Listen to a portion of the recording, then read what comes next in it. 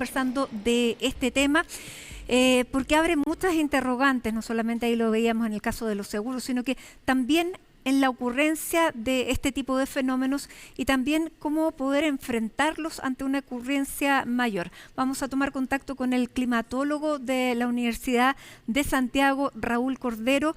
Raúl, gracias por este contacto, por el tiempo con CNN Chile. Muy buenas tardes. Hola, ¿qué tal? Bueno, primero decir, para la gente que no siempre sabe la diferencia entre un climatólogo y un meteorólogo, que el climatólogo ve la tendencia en el tiempo y puede efectivamente ver patrones, cambios, tendencias en lo que estamos viendo a nivel meteorológico, que es más inmediato. Y desde esa perspectiva, Raúl, ¿están siendo más frecuentes este tipo de fenómenos? El último que recordábamos fue del 2019, pero aparentemente la gente dice, esto no lo habíamos visto nunca antes, por lo menos en esa zona. Bueno, lo que pasa es que los tornados en Chile son relativamente poco frecuentes. Se dan en esta zona del país, pero en verdad, como tú bien dices, son muy poco frecuentes. Por ejemplo, en la década de los 80 solo hay registro de un tornado con daño significativo. En la década de los 90, cero. En la primera década de este siglo, ahí tuvimos dos. ¿Te fijas? En la década pasada, del 2010 al 2019, ahí tuvimos 11. Y en esta década, hasta hoy, 2025, llevamos 4. Entonces, claro, uno dice, bueno, si antes teníamos 0, 1, 2 por década y ahora tenemos varios más, da la impresión de que hay más tornados en Chile. Pero es muy difícil sacar esa conclusión porque tal vez lo que está sucediendo es que ahora tenemos mejor capacidad de detección. Es decir, todos somos ahora fotoperiodistas y por lo tanto cuando hay un tornado en zonas rurales que antiguamente no se tenía registro de ellos, hoy podemos dar cuenta de que esté sucediendo. Entonces la respuesta a tu pregunta es, ¿tenemos más eventos de este tipo? Lo que estamos seguros es que tenemos más registro de este tipo de eventos, pero no estamos tan claros que estén aumentando en frecuencia. Ahora, ¿qué Ahora, significa la clasificación? Porque lo vi en meteorología que dice EF1. ¿Cuál es F1. la escala, hasta cuánto puede llegar? Y EF1 me imagino que es el más bajo, ¿no?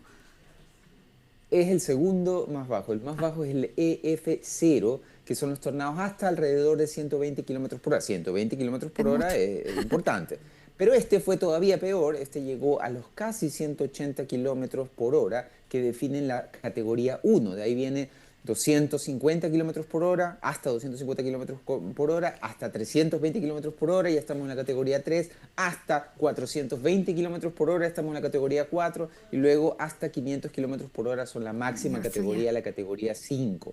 Así que Ahora, bueno, en claro. Chile son usualmente categoría 1 y 0, es decir, en general no superamos los 180 kilómetros por hora. Solo hay un registro en el 2013 de un tornado que aparentemente llegó a la categoría 3, es decir, rondaba los 300 kilómetros por hora los vientos de ese tornado, pero eso es un evento único. Los demás en general son tornados como el que vimos, que Ujú. provoca daños materiales, pero afortunadamente no es capaz de derrumbar casas sólidas. Por lo tanto, ya, sabemos que ocurren en una determinada zona de nuestro país, Sí. delimitada por lo menos. Sí, sí, sí. Es la zona centro-sur. Y además también Que es bien sabemos en grande, o qué sea. época este tipo de eventos...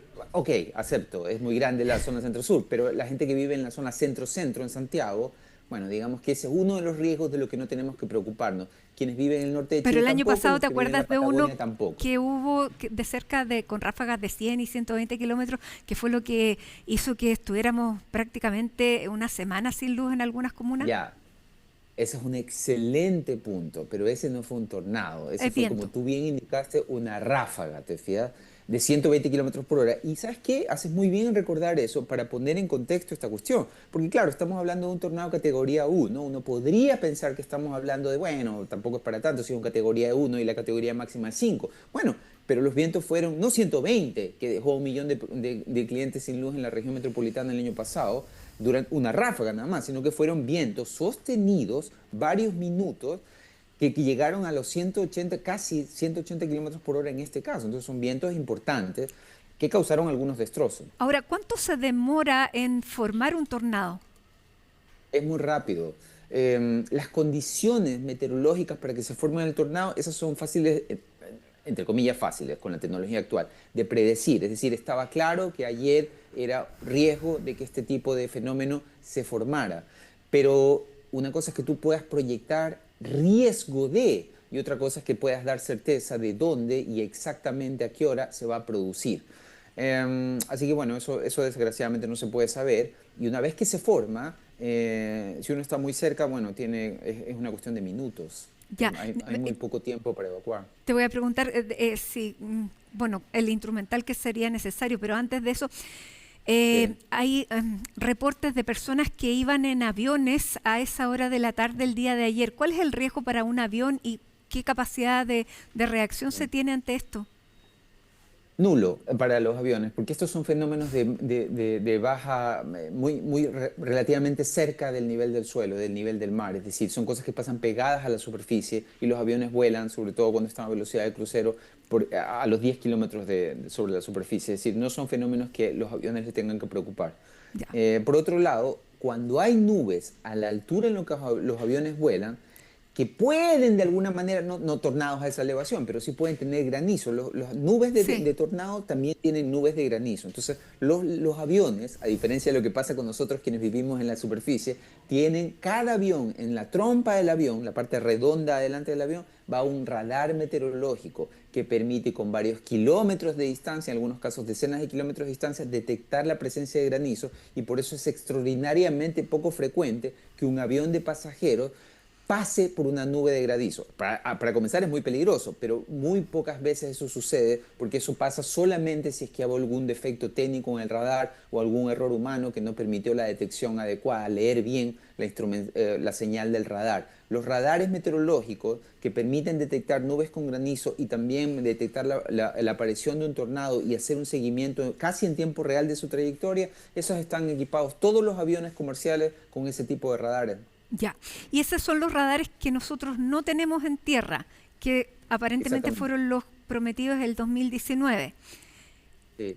Lo que pasa es que como el 2019 hubo un evento extraordinario porque comentamos, ¿verdad? Hay Sí. muy pocos eventos de este estilo por década. Este año ya es especial, ya tuvimos dos en espacio de 10 días. Este es el segundo evento significativo de la temporada. Pero en el 2019 tuvimos algo peor, tuvimos un brote de tornados. 7 tornados en 2 días, el 30 y el 31 de mayo del 2019. Ese evento no solamente que causó destrucción de propiedad, sino que también costó la vida de una persona. Ujú.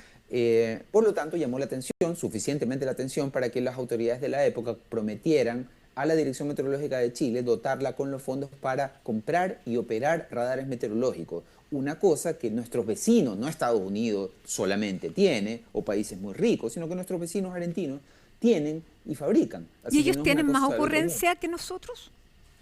Así es, ellos tienen más ocurrencia de estos tornados que nosotros. Y no solamente que tienen más tornados, sino que son más intensos, bastante más intensos. Una de las cosas de las que depende la intensidad de los tornados es primero la diferencia de temperatura entre una masa aire frío y una masa aire cálido que tiene que encontrarse.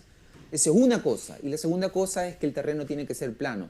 La pampa argentina plana, igual que las grandes planicies norteamericanas en Estados Unidos, favorecen la formación y la intensificación de estos tornados. Nosotros, nuestra topografía, abrupta si quieres, cordillerana, nos protege de que estos tornados alcancen categorías máximas. Un categoría 5, categoría 4, son extraordinariamente poco probables en Chile, afortunadamente.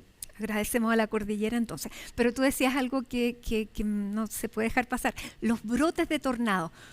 ¿Qué Sí. determina un brote y estaríamos o no, si se puede descartar o no la presencia hoy de un brote? Bueno, yo diría que hoy no hay registro de que un brote es cuando aparecen más o menos al mismo tiempo en zonas relativamente cercanas, no un tornado, sino varios tornados. Entonces, ahora tuvimos registros de un evento y viste que ahora es más o menos fácil de detectarlo porque todo el mundo tiene cámaras celulares, ¿te fijas? Claro. Entonces, no estamos en presencia de un brote. El tornado anterior fue hace una semana ya, así que no es brote. La única vez que hemos tenido en Chile un brote de tornados registrado fue en ese evento del 30 y el 31 de mayo, en el que hubo en total 7, pero el 30 de mayo hubo 5 tornados casi al mismo tiempo, relativamente cerca uno de otro. Ese tipo de eventos, que son relativamente habituales, en lugares donde hay muchos tornados, como las grandes planicies norteamericanas. En Estados Unidos tienen hasta 1000 tornados por año. Y los brotes de tornados pueden involucrar docenas de tornados simultáneos. Ese tipo de brotes afortunadamente nosotros no tenemos. Hemos tenido solamente un evento de brotes de tornados. Así que vamos a ver cómo evoluciona el futuro. Una cosa que creemos el cambio climático está haciendo es haciendo que el número de tornados por brote aumente. Viste que no sabemos si hay más tornados, no sabemos si los tornados están siendo más intensos, pero al menos basado en los datos de Estados Unidos, que tienen buenas estadísticas y muchos datos todos los años, se cree que el número de brotes por tornado, el número de tornados por brote, perdón, va al alza. Ahora, este sistema de radar que se prometió el 2019 y que no sé por qué razón no se ha no se ha implementado hasta ahora. Cambiaron las prioridades del Estado. Cambiaron las prioridades del Estado. Tú sabes, este brote de tornado fue en mayo y en octubre hubo un cambio, digamos que la gente no salió a la calle a pedir radares. Digamos. Claro. Y por otro lado, luego el año siguiente tuvimos el problema de la pandemia, así que cambiaron las prioridades.